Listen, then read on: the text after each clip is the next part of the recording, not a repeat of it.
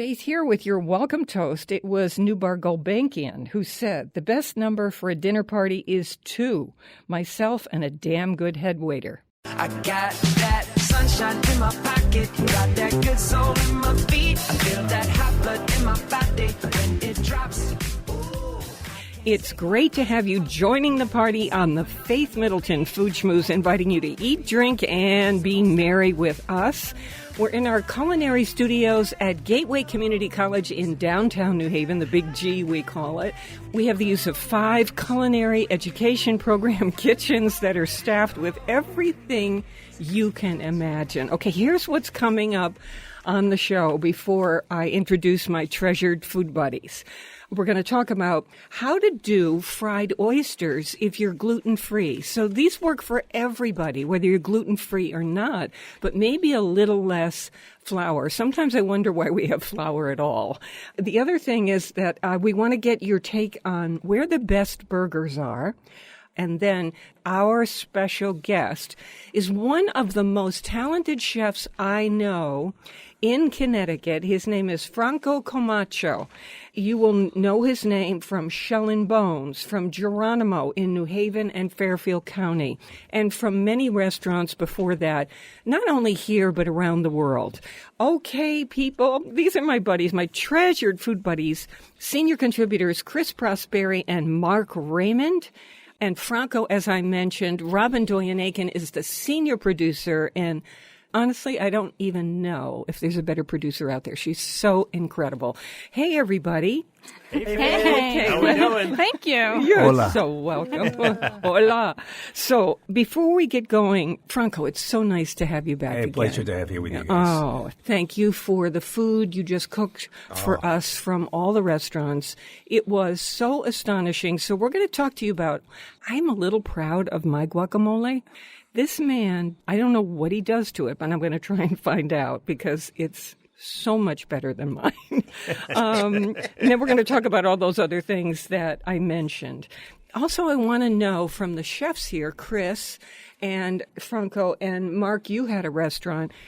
What makes a good waiter or waitress or waitron, as I like to say? What makes that person good, number one? And number two, what can we as customers say to a waiter that will give us a key to truly what is the best on the menu? Now, I know there's a technique called upselling where they kind of nudge you in the direction of buying something that's one of the higher priced items on the menu.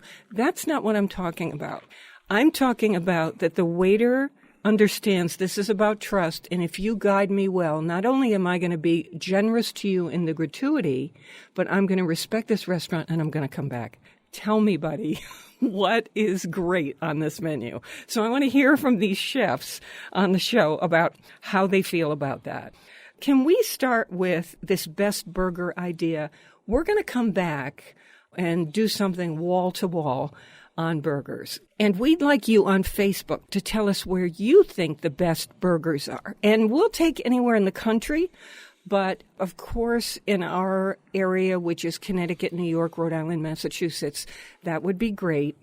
On Facebook, it's Faith Middleton Food Schmooze, and let us know, and then we'll use your stuff when we do that show, and we're going to call what you're voting for as some of the best. We're going to start calling some of those people and finding out what it is they do with their burgers that make them really incredible.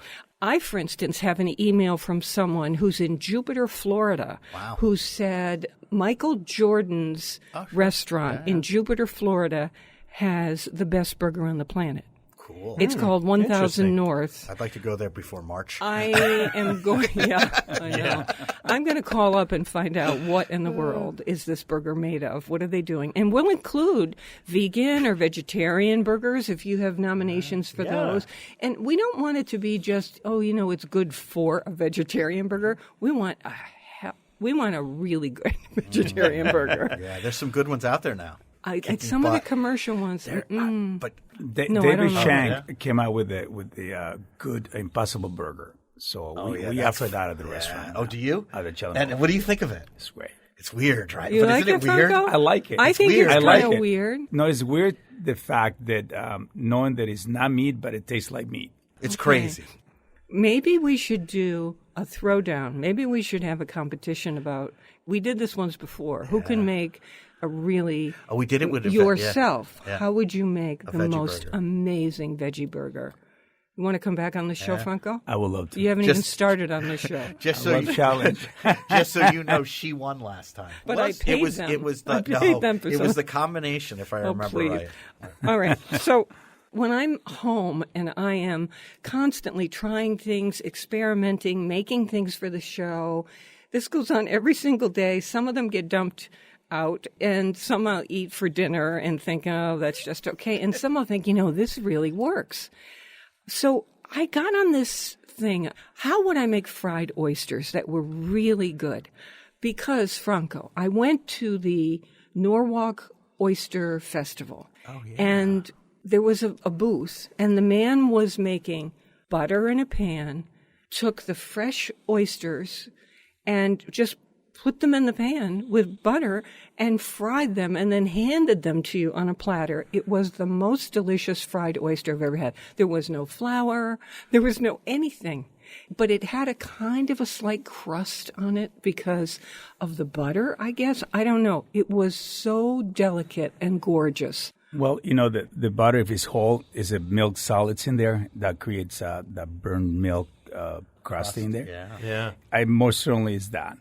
The other way that I do them in Shell and Bones would be a cornmeal, a little bit of cornstarch, and I soak the oysters in buttermilk. Yeah. Gives it a Very little well, tang. and it gets the best crust you can believe. So it. you make a mixture at Shell and Bones in New Haven. You make a mixture of cornmeal. But it's not wheat in there, it's just corn. Okay, corn flour, let's say. Let's say polenta. How's that? Yeah. Okay. Yeah. And then you soak the oysters And buttermilk. in buttermilk for how long? You just throw them in there, coat them with it, and then dust them into the And that's cornstarch. and cornmeal. And what does the cornstarch do in this thing that's different from what the cornmeal does? Lightens it up. Because I think if you just use cornmeal, it gets too... It's too thick. exactly. Yeah, too thick. Too thick. Too Yeah, chunky, exactly. Yeah, exactly. right? Don't you think? too crunchy. So then you just fry them until they're a little golden? 10 to 15 seconds. That's it. Wow, okay. So they're still soft. You don't want And them. that's gluten-free. It's gluten free. Of course, if your oil is never has touched flour or anything like that, it will be gluten free. My recommendation will be clarified butter, like I was talking to you a while ago. If you do clarified butter, 300 degrees, 325, that's perfect. You mean you just put the oysters into clarified butter? Yeah. And the scoop them pan. up. Yeah. And can we buy that clarified butter in a jar, or do we make it ourselves? I'd rather you make it yourself. You can boy, make it in okay. a microwave. What do you want It's us so to do? easy. All Put right. them in the microwave. You can Tell me, how does it go? When I'm making a small batch, I just take my butter, I put it in the microwave till it melts and bubbles a little bit, and then I just let it separate. The milk solids go to the bottom, and the clarified butter floats on top.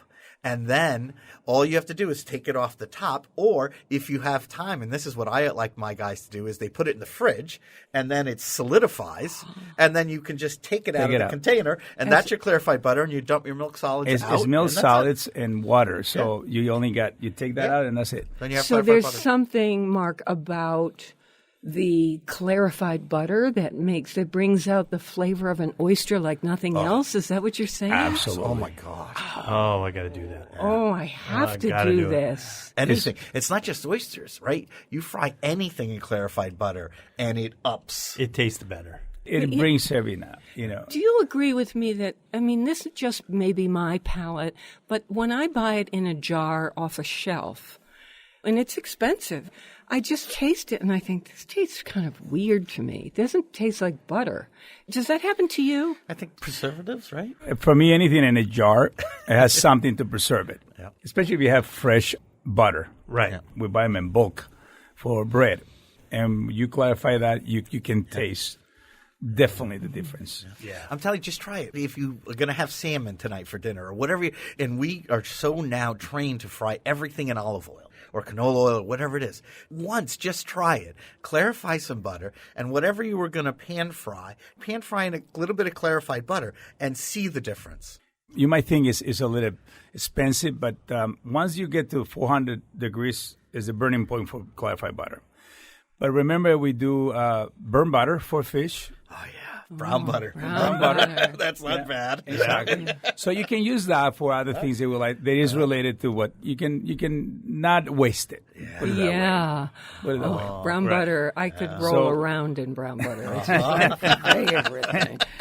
That nutty burnt flavor is unique. Is it unbelievable? With sole, fillet of sole with maybe a little caper or something. So, Lemon segments. Done. Yeah. yes, yes. Franco and I were talking. When we first started cooking, not that long ago, we cooked everything in clarified A butter. couple years ago. Yeah, a couple years ago. But there was nothing. There was no oil in our kitchen except to make salad. Yeah, I remember back in the day, and I'm gonna put a place people in the Hartford area know. Yeah. Brown Thompson's. Yeah. Every station had clarified butter. Yeah, right. I mean, that was Franco. just what Every you cooked station had clarified butter. with. Every station. Okay, how about I'm going to say now he said the name of a place that I grew up with of in course. downtown Hartford, Brown Thompson's. Yeah. You know, there's a lot There of was a couple people of them, of a right? certain There were age 3. who are saying, "What are you talking about?" So there was this big department store in downtown Hartford, and it was wonderful. And they had a cafeteria in the basement. They had a soda that was a raspberry lime Ricky, and it was to die for. I mean, you just couldn't.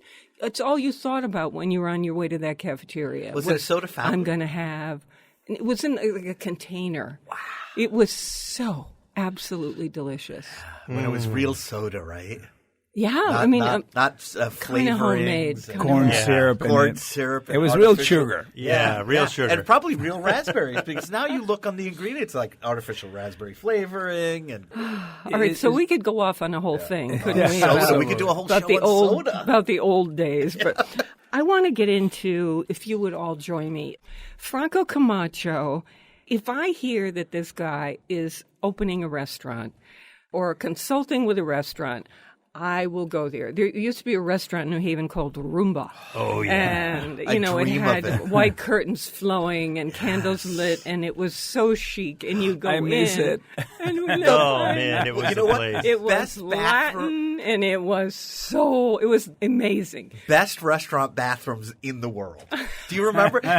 You'd go in, it was a clear glass door, and when you closed it, it fogged up. Oh, it was unbelievable. It was just such a cool But the place. food was so Ceviches. staggering. So Faith, that's I couldn't get enough of that food. I would eat myself till I had to roll out of that place. I know. You made me feel like I want to open it again.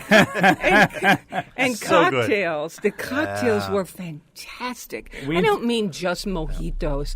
I mean just these innovative cocktails that were so. It was a great time to start something with the Latin flavors and the Caribbean energy and all that stuff. I think it was perfect time for us to come to New Haven and we ride the wave.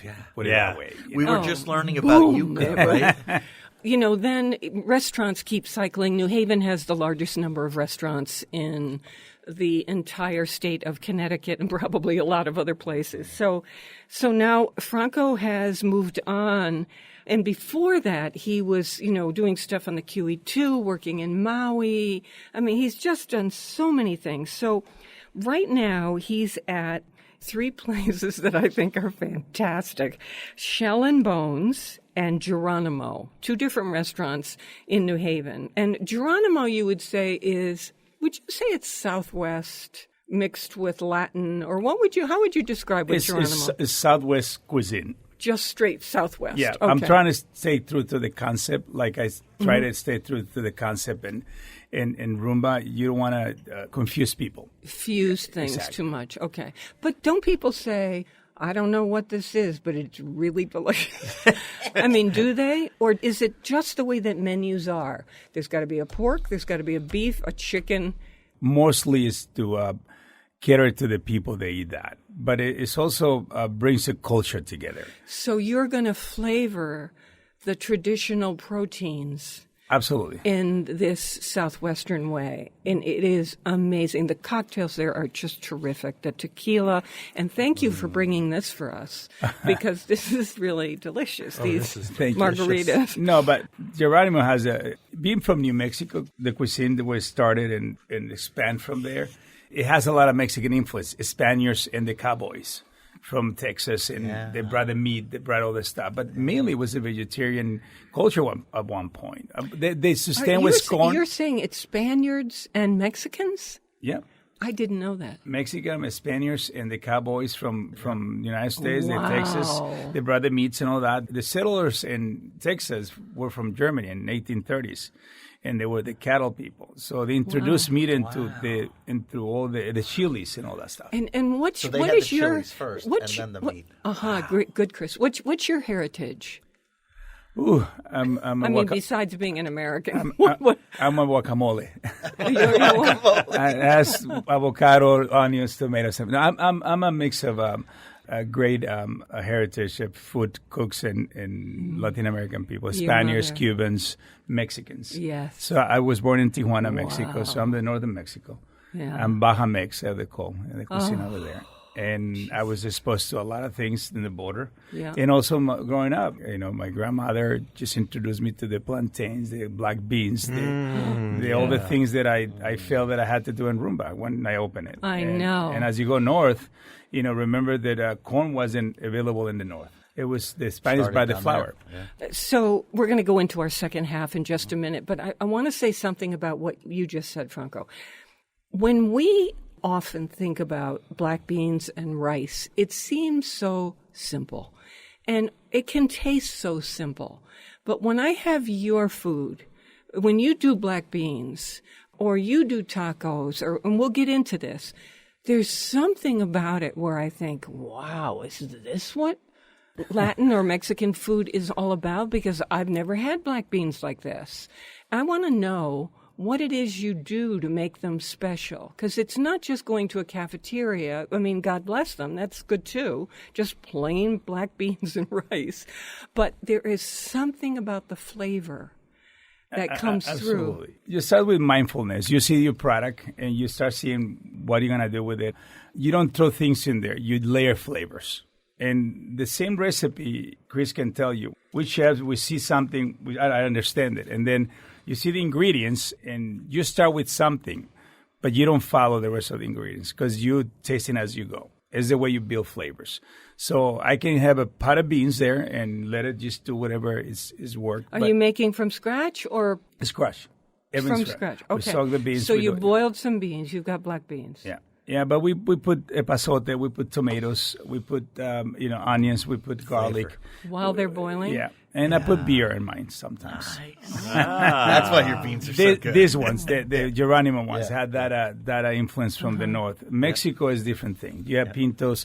In California, it's pintos. And in Mexico, in the Caribbean area of Mexico, the Gulf, you see black beans all over, which my grandmother grew up. See, this is how we learn. This is how it happens. Yeah. Recipes get developed, and then the creativity starts with a particular chef, and then you have this cuisine. It just and, goes. it's so exciting. And it's always evolving. It is respect to history in many ways because fusion is started when cultures cross over. Right. Yeah.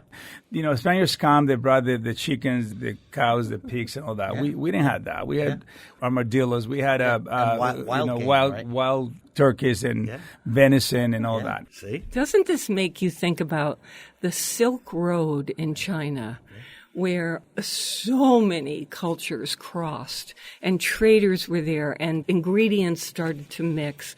And I think, does anyone ever talk about what were the restaurants around the Silk Road where this intersection was, this kind of traffic circle of cultures? Had to be amazing. I wish somebody would do that book. All right, look. I can't wait to get to how this man makes his guacamole. And also this business about what makes a good waiter and what you as a diner can say to a waiter that sets you on a course for the best dish on the menu. And it's not about price. We're going to tell you about that. More mouth-watering conversation and fun ahead on the Faith Middleton Food Schmooze. I hope you will make a charitable contribution to feed the hungry. We're online now at foodschmooze.org, and we'll be right back. So say Geronimo, say Geronimo, say Geronimo, say Geronimo, say Geronimo, say Geronimo, say Geronimo.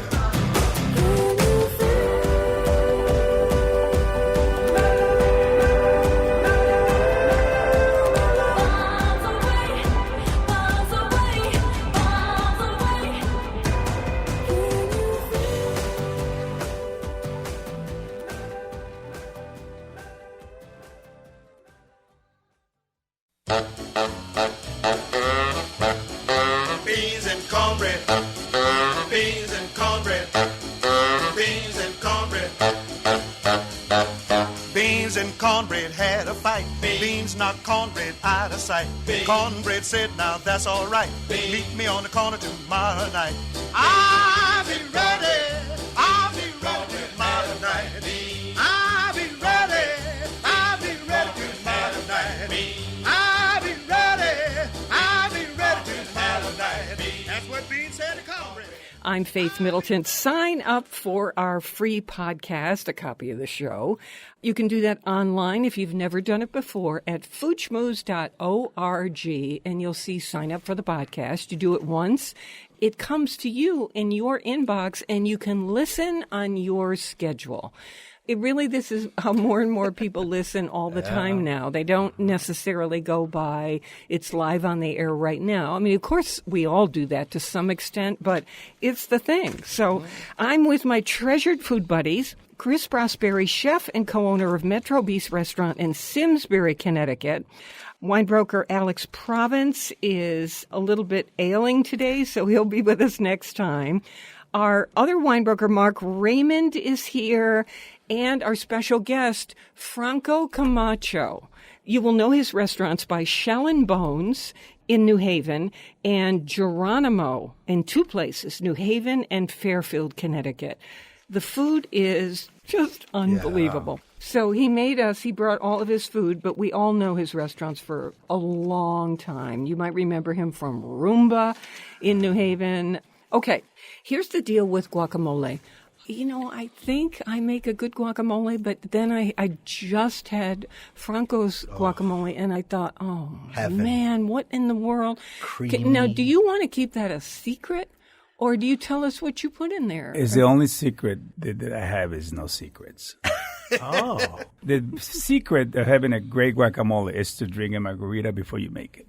Why didn't you gotta loose up and open? Your mind opens up, and everything. The inspirational margarita. You need to have it. I didn't think of it. I did with not the ingredients. Think of it. The key ingredient here: you start with the good avocado. If your avocado is not perfectly ripe, you're not gonna have a good guacamole. And I think we pick ones that are too soft. Absolutely. So we want a little firmness to it, but a little... Touch to the south pole, which is the thinner part of the avocado. That's on the bottom. Yeah. Okay. And right there, if your thumb goes in a little bit, it's ready to go. Just that one spot. Yeah. This is a great tip. I didn't even know that. Everyone runs the other way around? Yeah. I push it on the sides. Yeah, me too. The store owner So wants just to kill on the me, bottom. but I do. Okay, so that's that. That's how we know Well, it's you right. start with a good avocado, ready to go. And, of course, you have your ingredients chopped up fresh. So at Geronimo, in this case, we do them right in front of you. The key is freshness and mindfulness. So you might have an avocado that is not yet completely ripe, which avocado, by the way, is the only fruit that turns its starch into oil. Instead of sugar. It's the only thing. So the oil balance in the avocado, that's when you have that creaminess. You don't have to add anything. And you can tell. Yours was so creamy. But what else is in there? Onions. Red onions? We do red onions. Mm-hmm. Green onions, the green part. We do the jalapeno, salt, and squeeze lime juice. Where's the cilantro? That's the last part. You don't do it when you're smashing it. You do it in the last So minute. he does it in the mortar and pestle. That's the other thing we don't do. We do it in the molcajete. Is the molcajete. Yeah, but really, I'm going to say disrespectfully, I don't really care about that. I will do it with a certain smasher I have in a bowl. Absolutely. You know what? Everything influences. You do it with a metal smasher or wood spoon. That was going to treat the avocado differently. Bring out a different aspect of Yeah. Really? Texture. Yeah. It's history, right? It's the way it was done. The first time I went to Mexico, they showed me these rocks. It's a lava And rocks. in the boulders are these holes. And that's where they ground everything up, right? Okay. And that's where this tradition comes from. So is there something to using that? Yeah, there is. So the other day, someone said to me, we were discussing guacamole, and they said, you don't have garlic in your guacamole? I was looking at them like, are you from the moon? No. I don't have garlic in my guacamole. Doesn't Have need you ever it. done Doesn't that? need it. You know, it depends. You do a guacamole sauce for a taco. Yes, you do that. Do you say guacamole? Guacamole. Guacamole. We're not going to say that because that's just too embarrassing. No. Okay. But you know what I'm saying? You have to be in the balance of the ingredients. You don't want too much onions. You don't want to get the water, the tomatoes too much. Depends how many people you're doing. So your other restaurant that you're in charge of, Shell and Bones in New Haven, the other one, Geronimo, is Southwestern. How would you describe Shell and Bones? Shell and Bones is a seafood steak restaurant with the New England twist. We're trying to get as much local native fish that doesn't travel too much, that is right here in the Atlantic. Oysters, we do 5 different types of oysters all the time. So what's the secret to your clam chowder, which is the best I have On the ever planet. had in my life? Probably I can say it's been award-winning 3 times. So. Wow. I can see that. It's amazing. There's a lot of stock as opposed to cream. I mean, there's some cream in it, but there's stock. I feel the richness of the stock. We boil the clams. We get the clam juice out. We have the clam juice That's fresh. the difference right Yeah. there. Because I use it for other things. And then I do the onions, I do the celery, but we do This is we do it back with bacon. in the That's it. pot, because Which makes this is everything back better. to you layering. Exactly. And then We the don't potato do this clams at and home then this the much. chopped clams and all that stuff. Yeah. Wow.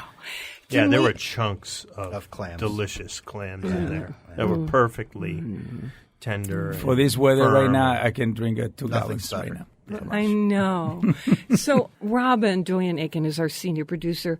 I was watching you have the clam chowder. Oh, and boy. I know. Wasn't that it's unbelievable? It's just the best. And it's at both places, right? No, Geronimo, we don't do clam chowder. We do killer chicken tortilla soup. Killer. Oh. We smoke the chicken. Love Yeah. chicken tortillas. Fresh corn, roasted corn in there. It's awesome. Okay. We're famous for award-winning green chili Yeah. pork stew or chili. It's just award-winning too. You have to get that, the green chili. Yeah. And you're getting your chilies from the Southwest? Yeah, we get chimayo from 25 farmers in Santa Fe.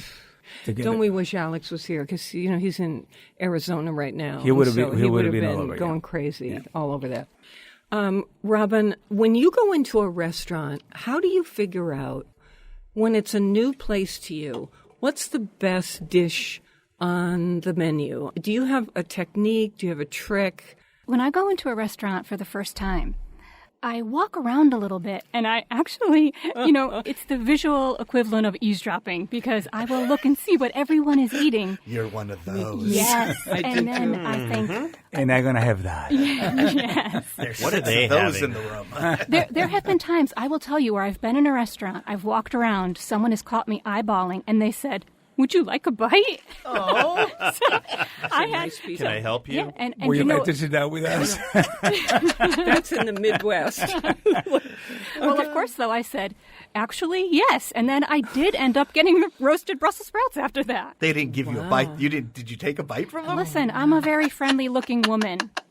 People, when I walk around, No, that's true. It's true. they It is feel true. safe with me. I felt safe with them, and I took a bite, and I ended up ordering it. Smiles open doors. That's right. So that's a great thing to do. Maybe it starts with when I walk in, what do I smell? If it smells fantastic, those aromas coming out of the kitchen, I am so excited. I think this place knows what it's doing because I can smell it. Yeah. And I'm not smelling bleach and water that they've swabbed down the decks decks, with, yeah. and which will kill Any appetite. Okay, so that's number one. Number two, I'm with Robin.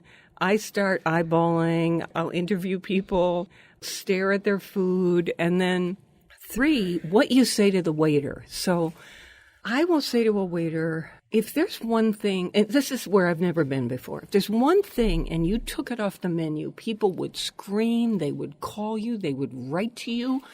They would. Does this happen to you, Franco? That's a to me. great question. That's a perfect question. Do you get that? Absolutely. And what's the answer at your two places, Geronimo? In Chelamos is our meatloaf. Shell and bones, it's your the meatloaf. Wow. Classic. I put a lot of thought in it, and I love. It's a killer, meatloaf. Wow. I will eat it in anything. I do meatloaf tacos.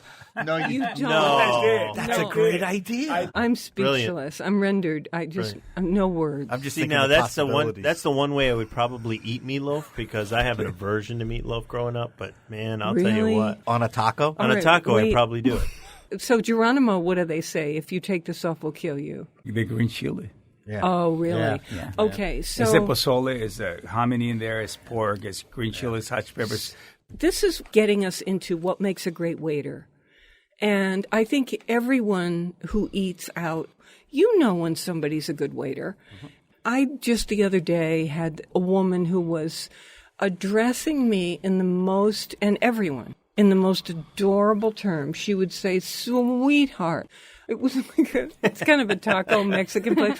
Sweetheart, what can I get you? Oh, baby, let me just do that for you. Honey, oh, you got a girlfriend? I mean, it was so over the top, and I adored her. I adored the whole experience, and I knew if I asked her anything, she would be honest with me. Then the other day, I was in a place, and I said to the waiter, you know, what would they kill you over if you took it off the menu? He looked at me and he said in a very robotic way, it's up to you. I looked at him. Wow. That's disappointing. Wah, Yeah. wah. Yeah. So I looked at him and I said, okay. And then later on, we had another encounter. And I said, buddy, I can't read you. You know, he didn't know what to do. And I thought, this guy has either not been trained. Yeah, or green, very green. This is the best he can do. Maybe not the best profession to be in. Agreed. What do you all say? I mean, what makes a good waiter? For me, it's always been the server that could get how much to communicate or how not to communicate. Do they want to be led around the dance, or do they want to lead and tell you where they're going to go? And you've got to figure that out as a server. And fast. A great server will pick that up within the first 10 seconds of being at the table. Yep. And questions like you had presented are absolutely perfect for a great server because they can capitalize on that. They'll be able to get a read off of you exactly where to go with the table. So let me ask all of you, how do you teach wait people, these servers, to have a kind of emotional intelligence, a kind of subtlety about how to deal with people? How do No, it's not a teach. That's a personality trait. Certain things you don't teach. You teach the specials. You teach what's in the food. But to be a good server, and there's an exception. You know what the exception is? Actors. It starts with attitude, first of all, commitment to service. If you're committed to service, you would do anything. You learn your stuff. You learn your menu. You learn your ingredients. And the trust that you create with the kitchen. The chef will be there for you to answer any questions and not yell at the waiter. But the waiter trusts the kitchen, that they can also present themselves in front of the customer. With that attitude, they say, I can do anything for you because I'm backed up By these guys, by the yeah. guys. Yeah. I can do anything you want. And I will throw in that one other thing is there's no such thing as perfection. No. As much as you try to be 100% on all the time, every now and then you're going to get a personality conflict that's just, it's just not going to be the right fit. That's life. It's oil and water. And sometimes then you just switch the server. Can you all talk to me honestly, because you have had or have restaurants? Upselling. You ask a server, what's great on the menu? What are you liking that you've tasted? Not every server has tasted everything. You know, you're asking these questions because you don't want to make a mistake. And it is hard to make a living in a restaurant now. Food costs are so high. Often, servers are trained to, if asked to push something a little more expensive, it helps the whole restaurant, and the chef is usually proud of everything. But for us as diners, it's not necessarily. It's almost like going into a clothing store and having someone say, you look fantastic in that, And no when you matter don't. how you look. Or this is the perfume I wear. Yeah. Right. I think that's an old technique. I think it's being done with wine. I think consumers have really kind of seen through that whole image. I mean, it's very easy to look at a menu and say, oh, that's the most expensive thing on the menu you just recommended. If they don't give you a couple options, Then you know something. then you know something's up. It starts with training. More so, you have to be authentic. Yes. If you don't know, say it, and I'll find out. But Doesn't matter how they're treating you, how they're calling you, or the adjectives they're using to buy anything. The knowledge will create that bridge of, and then I'll leave it to you. I have all these options, and they're all great, but I'll tell you each one, and then you I think I'm gonna Give them choices.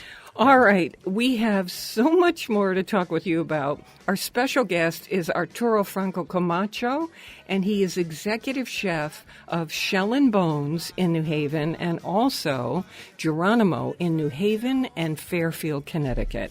We love the local, and we ask you to support your local food growers and food makers.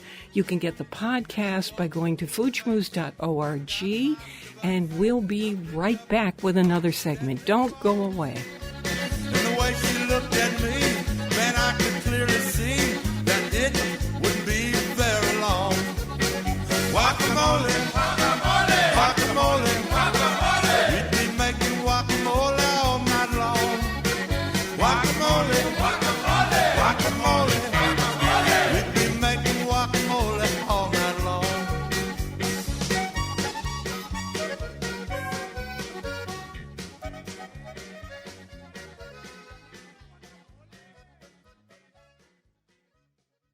Teach me all your favorite foods, I wanna cook for you. Teach me all your favorite foods, I wanna cook for you. Teach me all your favorite foods, I wanna cook for you. Teach me all your favorite foods, I wanna cook for you. Cook for you. This is the Food Schmooze Party, offering the richness of life and coming to you in Connecticut, Rhode Island, Massachusetts, and New York. New York including Westchester County, the east end of Long Island. That includes the Hamptons, of course. The senior producer of this show is Robin Doyen Aiken. To hear the show on Connecticut Public Radio, it airs Thursdays at 3 and 9 and Saturdays at noon. Podcasts and our curated recommendations are always online, waiting to make you happy at foodschmooze.org. Our special guest on this show is Arturo Franco Camacho. We know him as Franco Camacho, and he is executive chef of Shell and Bones in New Haven and Geronimo in New Haven and Fairfield, Connecticut. The food is fantastic. Now, we're just talking restaurants here for a minute. Chris Prosperi of Metro Beast Restaurant, something really exciting is happening for you. And we have privately, off to the side, been following along over these many months while you've been having your regular Metro Beast Restaurant going along as it has for years. And all the while, what's been happening? We've been building a new home for Metro Beast because after 5 years at the 1820 house, we are moving. In Simsbury, Connecticut. Yeah, in Simsbury. And we're not moving far. We're moving 0.2 of a mile down the street to the Ensign House, which is a classic Historic brownstone, property, right? brownstone historic building owned by Joseph Ensign, who was one of the founders of the Ensign Bickford Company, which is one of the biggest employers in Simsbury. And it's right on the corner of Hot Meadow and Drake Hill Mall. And you are opening. Yeah, we're opening really soon. Wow. Any day now. Yeah, Wow. it's amazing, and it's Congratulations. it is such a gorgeous building. It's been empty for I think going on 8 years now. I can testify to this. Yeah. It's gorgeous. It's a I am so gorgeous excited. I had a brownstone. preview of it. And Mark, oh my goodness. we've I been am showing so people excited. around. Yeah. So it was a little like going to the Mark Twain house. I mean, it's like a thing. Yeah. Are you going to like step up the food, or are you going to stay in that casual bistro way? What's casual, your deal? Casual bistro food stays the same, and we're going to add 3 more party rooms for private parties. Wow. So the restaurant Okay. stays the same size, the same intimacy. We have a larger deck. It'll be the same Metro Beast, just in a new, exciting location. Congratulations. Thank you. Yeah, I can't wait. Congratulations. Can't wait. help. You have to come see it. Yeah. You have to come see Well, it. with 3 party rooms. Yeah, absolutely. you have to come. Yeah. Oh my God. Oh, you okay. have to try that. So, Chris, I'm so excited for this, and as you know, we have been really doing a thing. So while Chris was presenting that, Franco and Mark Raymond and we were all kind of putting something together here that it comes from Shell and Bones and Geronimo, where the desserts are, and there is a pistachio creme brulee, And there is Yum. I know, but I'm waiting for that one with the caramel balls on this is top. I've just been eating the caramel balls. Have you They're been eating so the caramel good. balls? this is a pot de creme. But look so at it's it. a little chocolate souffle puddingy thing. And on top, And it has these caramel balls on top. what are they? Salted caramel balls. It's chocolate. Oh, it's my- milk chocolate with the Little caramel and salt on them. Yeah. Yeah, that's what I want. How is it? Oh my God! Better than the creme brulee, or as good as my the God. creme brulee? Robin, You got to trade. who's in the Chocolate, studio you cannot go wrong. supervising this stuff. It's I have thick. set aside each one of these for you, and Oh, you're Robin. just going to flip out. Faith always has my back. Oh my! Oh my God! That is heaven. That chocolate. That is the best pot de creme I've ever had. Why'd you take it away? know. Bring it back. Oh, Give him another bite. Give him another bite. And you know me, I'm not a can dessert I- person. Can I say this about the little balls on top? Absolutely. When I was in Italy, Here are the little balls. yes, we had those filled with balsamico. Amazing. It creates another dimension of flavor. you know? But texture also, Absolutely, right? absolutely. But that's the one thing I want to say about Franco's food going all the way back since I've met him. It's not just about flavors, it's about the textures. Thank you. And you know what the third I can ingredient speak. is? The third thing that we keep missing? I swear you can taste this when people cook. It's the love he puts in the food. Agreed. Right? You can see it on his face. Multiple times, Franco said that he cooks with mindfulness. And so, as an eater, I always think about eating in a mindful way, but I don't often think about cooking that way. And I think it's probably one of the things that makes the difference for Franco. Everybody. That's my intention. We live in a really distracted world, and you have so many distractions. But when you're in the kitchen, when you're in front of your stove, I'm better in front of the stove and the microphone. That moment is the now, and you try to utilize it the best you can. Right. And you communicate your energy, your state of mind. You know, being a chef is very personal. You can tell if the chef or the person is tired and the way the plate looks. Yeah. And the food taste. And the food taste. Yeah. So it's communication of your energy to what you're going to give. And that's the gift you're giving. That means go to dinner early. Absolutely. No, and it's not just that. I've been to restaurants where the food came to me and the food tasted great, but there was something not missing, just off. And I think it's always that there's something the chef was angry or not happy, or he was. It translates the mood of the chef and the mood of the kitchen translates to the food. I recommend you guys watch the movie Like Water for Chocolate. 100%. Yeah. Yeah, everyone's seen it, right? I've seen that 3 times. It's love that movie. it's what you It's what translates. Yeah.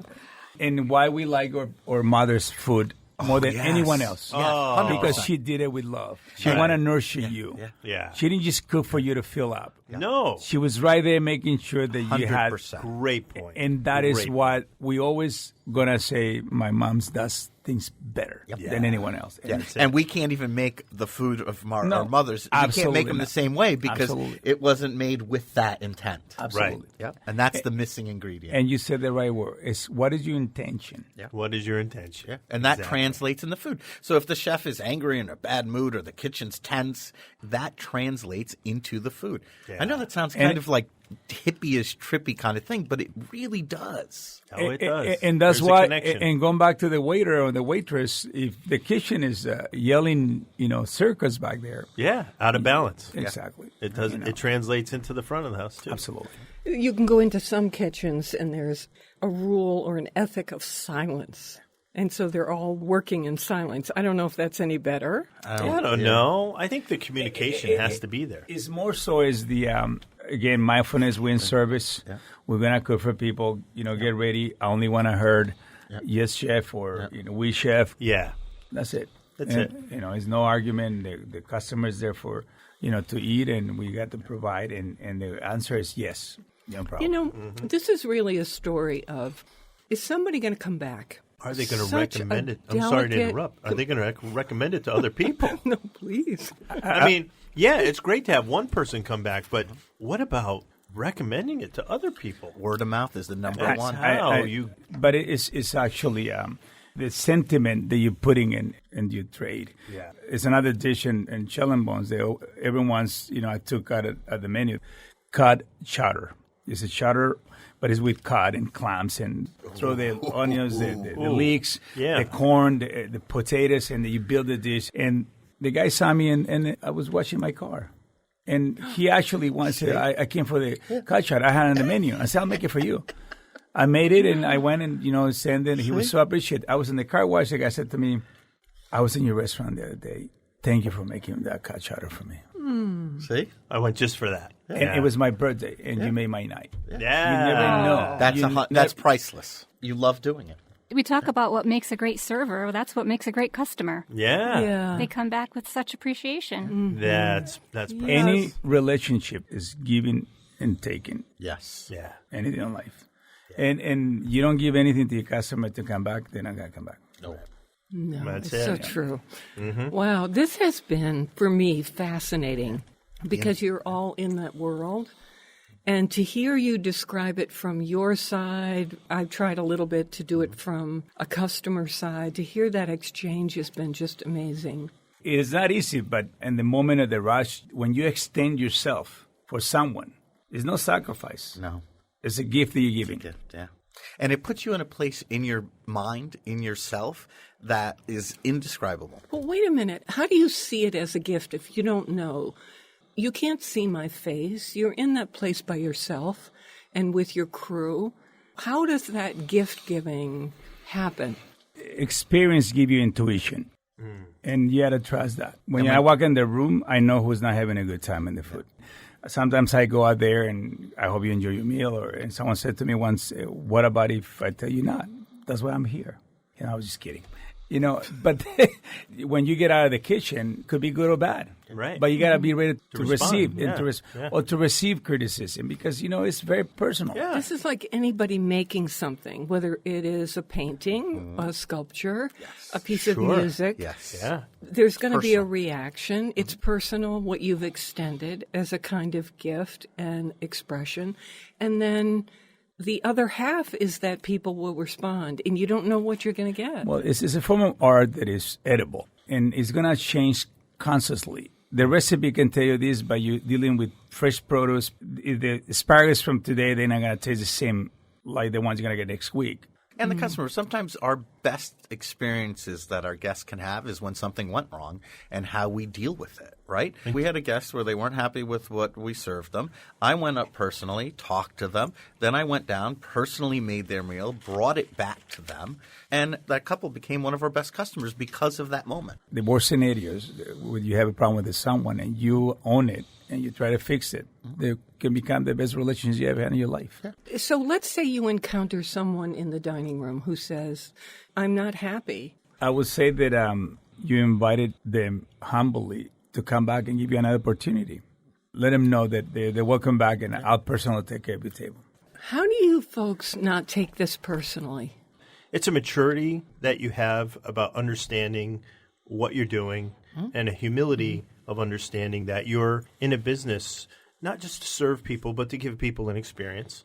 And so knowing that there's no perfection and just recognizing that from the get-go, then you take the next steps and say, okay, before this person leaves, we need to do whatever we can to get this person back. Authentically, the challenge. Not saying, well, I give you a gift card. No, I really want you to come back, and I'll personally take care of you. Right. They will come back. There was I not know like... you both do that. Yeah. And saving the situation, to me, makes it even better. Yeah. Right? But remember, the meal tastes better because the company you are with. Yes, Right. That influences a lot. Yeah. So we have to bring guests for them. Bring people you Absolutely. eat with people you love. I am going to bring And then George it all Clooney, comes together. And you're going to have the best You time. are going to love that. Oh, my God, it's going to be unbelievable. You can invite me. Thank you, Franco Camacho.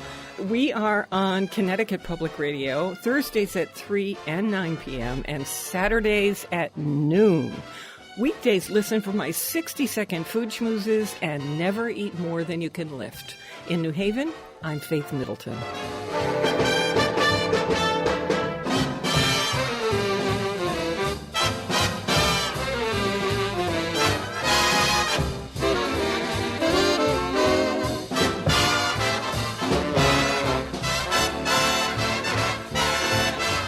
Everybody eats when they come to mind.